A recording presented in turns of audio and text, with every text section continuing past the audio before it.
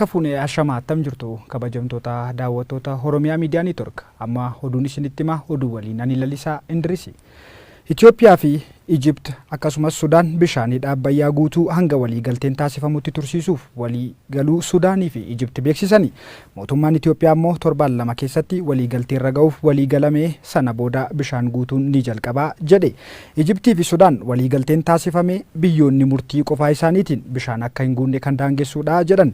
Torbaan lama keessatti walii galtee irra yoo ga'amuu baate maaltu ta'a wanti ibsamee hin jiru. Mallasaa Dirribsaa dabalata qaba. Hidha guddicha laga Abbayyaa irratti hojjetamaa jiru waliin wal qabatee wal diddaa jiru furuuf mariin garsadee yeroo dheeraa fi taasifamaati kan ture. Mariin Itoophiyaa, Egyptii fi Sudaan gidduutti taasifamu takkatuu ho'aa takkatuu immoo qabbanaati yoona kan gahe. Mariin jara kana yeroo tokko walii gala wayita jedhamu siqeemmoo dhimma ta'e irratti wal diddaan uumamuun gargar citaa yoona gahee jira. Adeemsi marii kun amma marii garsadee keessaa bahee harka qaamolee addunyaa irratti dhiibbaa geessisuun adda dureedha jedhamanii gahee jira. Marii Raashiyaa Sochii irratti ministeera muummee Itoophiyaa Abiy Ahmed fi pirezidaantii Egypt Abdul Fattah El-Sisi gidduutti taasifameen Ameerikaan maricha keessatti taajjabduu taatee qooda akka fudhattu walii galamee jedhamee dubbatama. Ameerikaa fi dhaabbilee maallaqa addunyaa dhiibbaa geessisuu danda'anii fi Egyptii waliin michummaa cimaa qaban marii kana keessatti kallattiin galchuun dogoggora dippiloomaasii isa guddaadha jedhanii qeequ xiinxaltoonni siyaasaa. Rakkoon amma uumamaa jiruu fi Itoophiyaan dhiibbaa jabaa jala akka galtu kan taasise dogoggora dippiloomaasii kana jedhanii qeequ. Itoophiyaan bishaan hidha laga Abbayyaatti guutuu waggoota 6 keessatti guuttee xumuruuf barbaaddi. Kana immoo ganna kana jalqabuu feeti.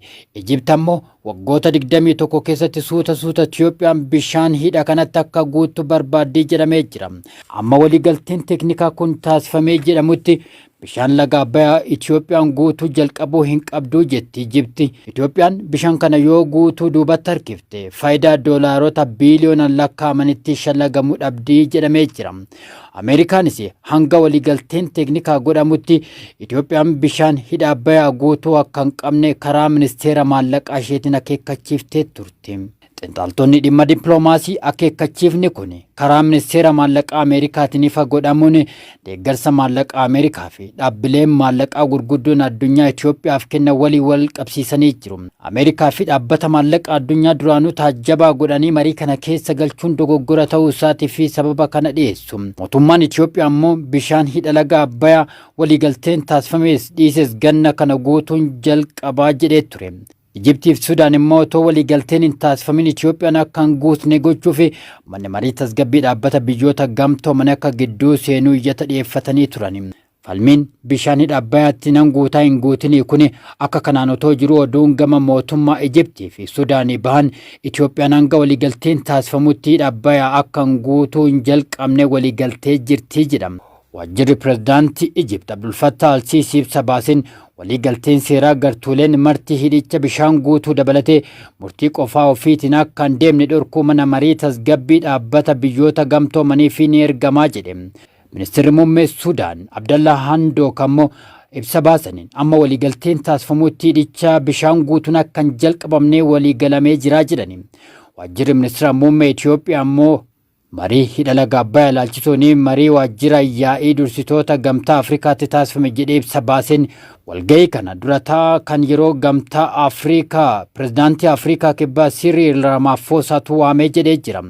Dursitoonni Itoophiyaa, Sudaanii fi Egypt akkasumas Keeniyaa, Maalii fi Riippaabilika Dimokiraatawaa Koongoo akka hirmaatanis eeree jira. Bishaan guutuu fi bulchiinsa hidhichaa irratti torban lama keessatti waliigalteen akka taasifamu waliigalamee jira jedhe ibsi waajjira ministeera muummee Itoophiyaati bahe. Itoophiyaan hangasitti hojiiwwan hidhicha hafan xumurtee torban lama booddee bishaan guutuu jalqabdii jedhee jira waajjirri ministeera muummee Itoophiyaa. Dhimma waldiddaa cimaa keessa ture kanarratti torban lama jedhame keessatti waliigalteerra gahamuu ni danda'ama. Torban lama keessatti waliigalteerra gahamuu yoo baate hoo waliigalteen taasifamu ammoo faayidaa eenyu mirkaneessuu danda'a gaaffiiwwan jedhaman yeroon kan deebisu ta'a.